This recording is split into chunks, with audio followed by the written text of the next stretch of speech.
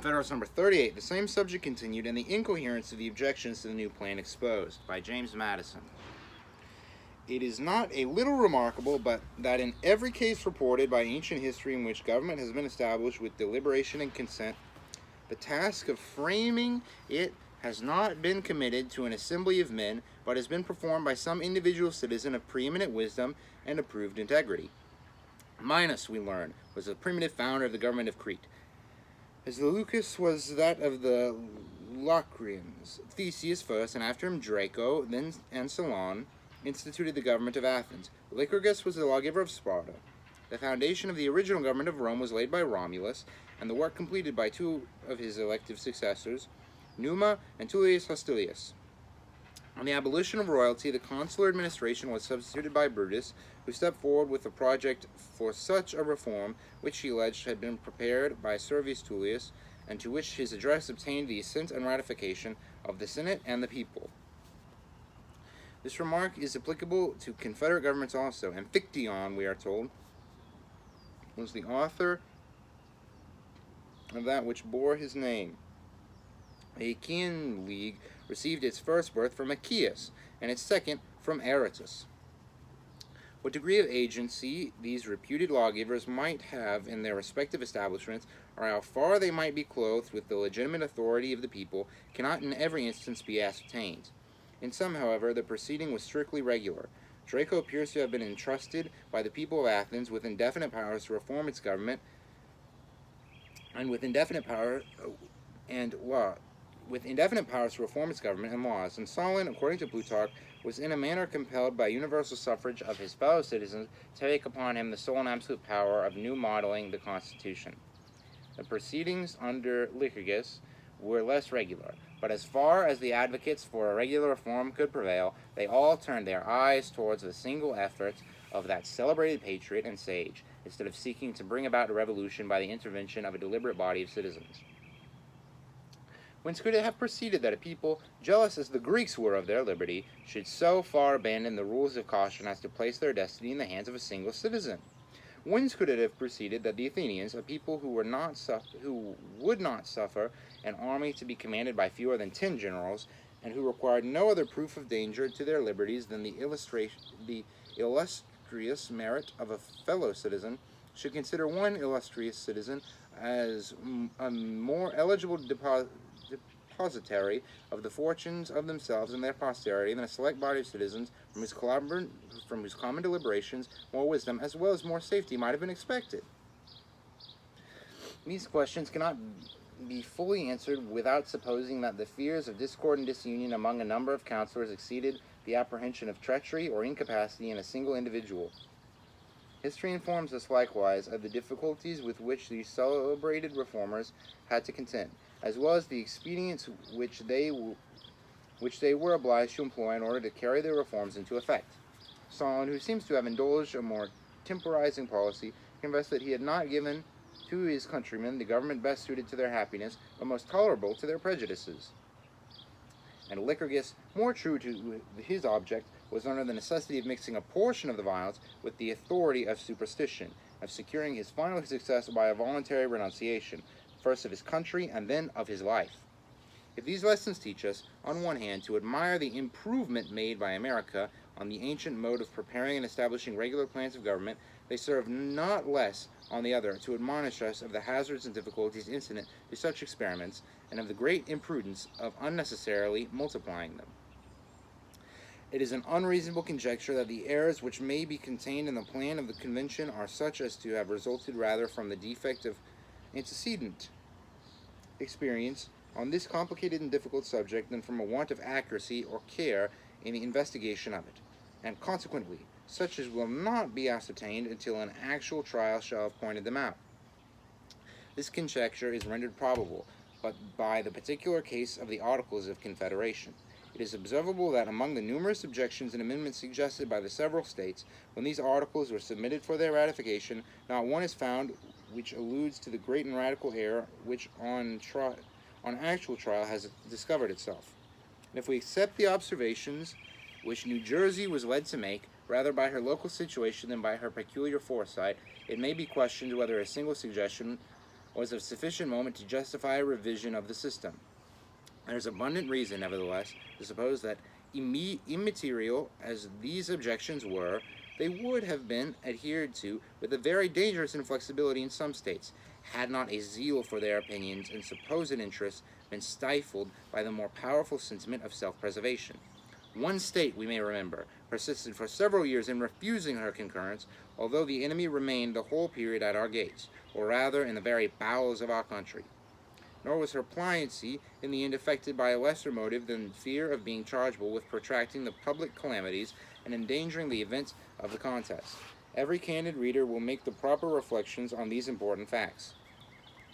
Patient who finds his disorder daily growing worse, and that an efficacious remedy can no longer be delayed without extreme danger, after coolly resolving his situation and the characters of different physicians, selects and calls in such of them as he judges most capable of administering relief, and best entitled to his confidence. The physicians attend. The case of the patient is carefully examined. The consultation is held. They unanimously agree that the symptoms are critical, but that the case, with proper and timely relief, so far from being desperate, that it may be made to issue in an improvement of his constitution. They are equally unanimous in prescribing the remedy by which this happy effect is to be produced. The prescription is no sooner made known, however, than a number of persons interpose. Without denying the reality of danger of the disorder, assure the patient that the prescription will be poison to his constitution, and forbid him, under the pain of certain death, to make use of it. Might not the patient reasonably demand, before he ventured to follow this advice, that the authors of it should at least agree among themselves on some other remedy to be substituted?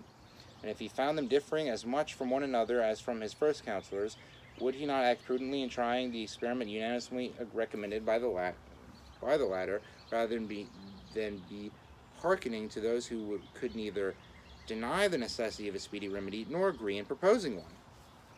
Such a patient, and in such a situation is America at this moment. She has been sensible of her malady. She has obtained a regular and unanimous advice from men of her own deliberate choice, and she is warned by others against following this advice under pain of the most fatal consequences.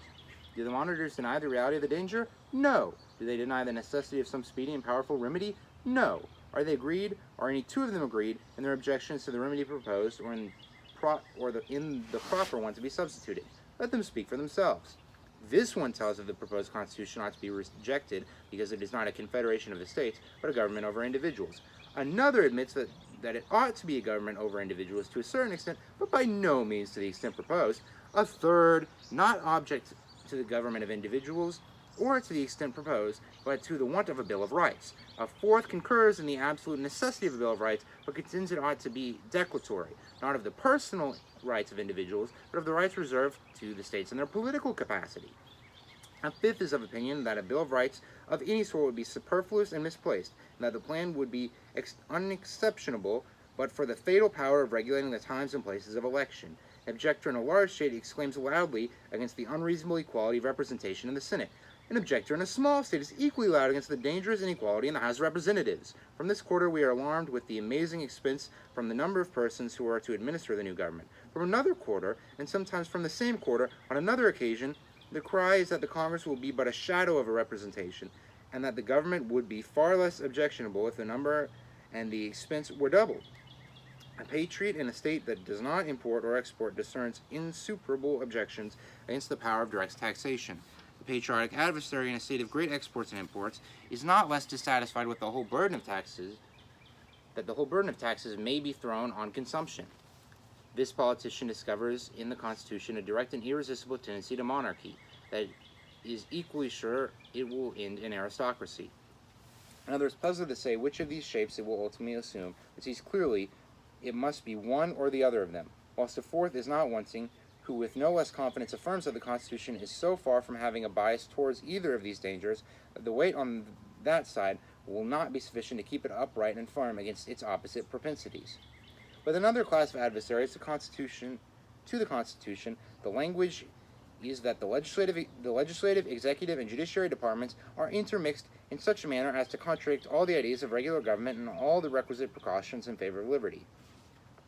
Whilst this objection circulates in vague and general expressions, there are but a few who lend their sanction to it. Let each one come forward with his particular explanation, and scarce any two are exactly agreed upon the subject.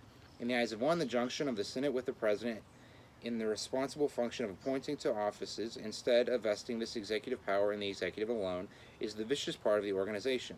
To another, the exclusion of the House of Representatives, whose numbers alone could be a due security against corruption and partiality in the exercise of such a power, is equally obnoxious.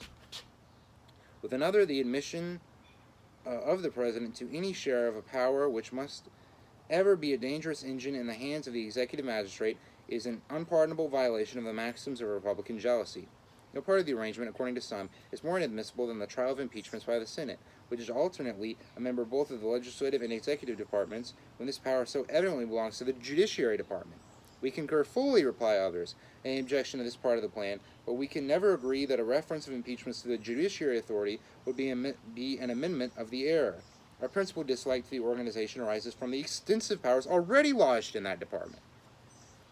Even among the zealous patrons of a council of state, the most irreconcilable variance is discovered concerning the mode in which it ought to be constituted.